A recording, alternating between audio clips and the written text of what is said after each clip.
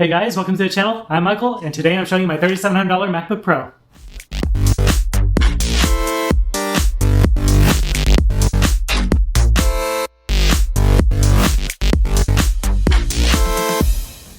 It has a sleek look and feel that you've come to expect with the MacBook Pro. It's the same every year, it just comes in different sizes. The MacBook Pro has kept its iconic look for years now, and this 16-inch is no different. You can see it's absolutely iconic in the way it looks and feels. It's just smooth, it has nice rounded edges, and it just feels good. It feels solid, it feels like the laptop you've come to expect from Apple.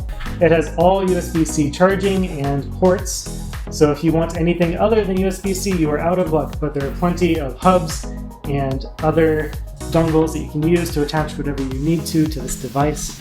Personally, I have it hooked up to a KVM, so I have my monitor and keyboard switching between my personal PC with all of the devices available for it. So let's say you're in the market for a $3,700 MacBook Pro. What's that going to get you? It's going to get you a 2.4 GHz, 8-core i9 processor, 64 gigabytes of DDR4 memory, an AMD Radeon Pro 5500M with 8 gigabytes of memory, and a 1 terabyte SSD hard drive. Now that 2 terabytes is an extra $380 or something, so it's just not worth it. So what am I getting out of my $3,700 MacBook Pro? Well, I'm getting 64 gigabytes of RAM, which is enough to open like 4 Chrome tabs, which is awesome. And I'm getting this beautiful 16-inch screen, which I actually have connected to external monitor, so I never actually used. I get this wonderful keyboard to type on, which, same thing, I'm always using an external keyboard. I get this nice touch bar that has extra functions and a fingerprint sensor. Oh, also always closed while I'm working as it's connected to my external items. So I have a $3,700 MacBook Pro, you probably don't need one. I'm doing video editing, I'm doing coding and compiling some major applications for work, and that requires a very powerful computer with 64 gigabytes of RAM, I guess?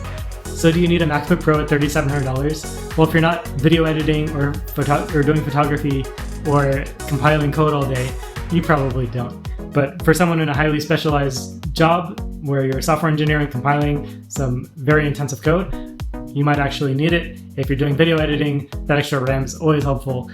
But for the average person that's browsing the web and doing little home projects, you don't need something this intense. You don't need to spend $37. So even though I don't get to look at this beautiful screen or use this nice keyboard or use the touch bar and the fingerprint sensor that's just so nice on this machine, the one thing I do use is the Apple ecosystem, and it's just great software and it's a great terminal. So at this price point, if you're working on videos or editing photography or compiling code, chances are the screen that is so beautiful is closed.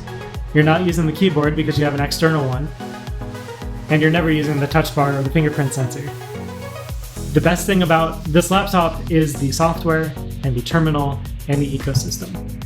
So if you're buying a MacBook Pro or any Mac, you're really buying it for the ecosystem it's in it, for the software. So you really don't need to go above the hardware that's required for your purpose. And if you're not compiling code or editing videos, you don't need 64 gigabytes of RAM. 16 is enough for you. Hey guys, thanks for joining me. If you like this video, please like and subscribe, and I'll see you next time. It is a nice laptop. It's a MacBook.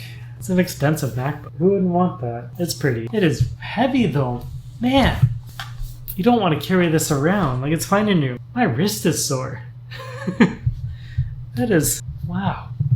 It is so much easier to program on. It feels premium, you know? It just feels premium. Who wouldn't want that? It's just beautiful. It doesn't need to be this expensive. It's just overkill.